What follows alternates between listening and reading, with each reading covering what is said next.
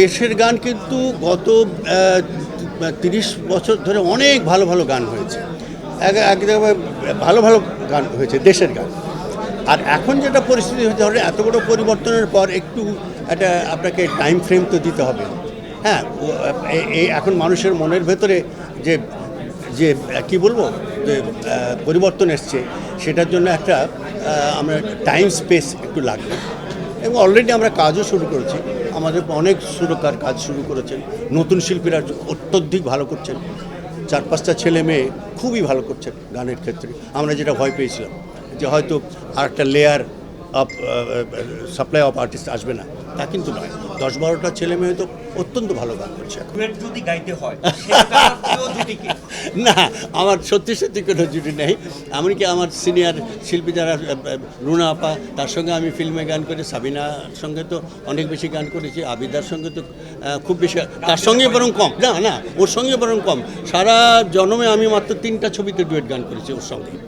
আর কনক চাপা, তারপরে এদের সঙ্গে গান করেছি, জুনিয়র মেয়েদের সঙ্গে তো আরও গান করেছি। ইদানিংকালে যে ওই মেয়েটা যা হোক খুব ভালো গান গায়, নতুন একটা মেয়ে, ওদের সঙ্গে তো একটা অ্যালবামও করেছি।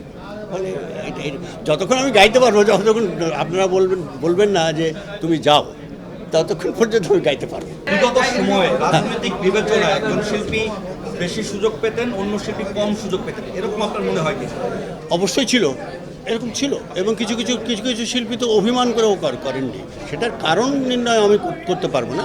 কিন্তু কিছু কিছু শিল্পী বঞ্চিত হয়েছে। আবার যেমন আমি বাই নেম বলছি, শাহনাজ আপা, শাহনাজ রহমতুল্লাহ, উনি বাই হার ওন অপশন গান গাওয়া ছেড়ে দিয়েছিলেন। তো এগুলো হয়তো সামাজিক রাজনৈতিক কারণে হয়তো হয়ে থাকতে পারে, কিংবা ব্যক্তিগত কারণে কিন্তু হয়ে থাকে অনেক সময়। ব্যস্ততা কিন্তু আমাদের আছে।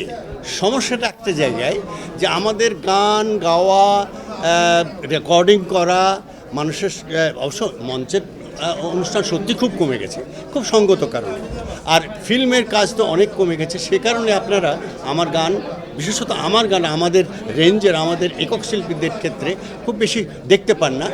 তার উল্লেখযোগ্য কারণ হচ্ছে এই সমস্ত ওটিপি, তারপরে ওটিটি, তারপরে এই যে স্মার্টফোন এবং ট্যাব, এর কারণে মানুষ এগুলো নিয়েই বসে থাকে। আমাদের অনুষ্ঠানগুলো, বিশেষত টেলিভিশনের প্রোগ্রাম, কেউই দেখে না, আমার ছেলেরাই দেখে না আমার প্রোগ্রাম।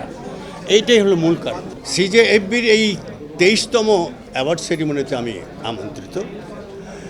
এটার চাইতে আমার অনেক বড় বিষয় আছে। সিজেএফবির কাছে আমি চিরকাল কৃতজ্ঞ, কারণ কয়েক বছর আগে আমি একজন সঙ্গীত শিল্পী হিসাবে পুরস্কৃত হয়েছিলাম। এই কৃতজ্ঞতা রাখবার আমার জায়গা নেই। বিশেষত এনাম এবং আমার যারা বন্ধুবান্ধব আছেন সেই যে এফবিট, তাদের কাছে কৃতজ্ঞতা জানাচ্ছি।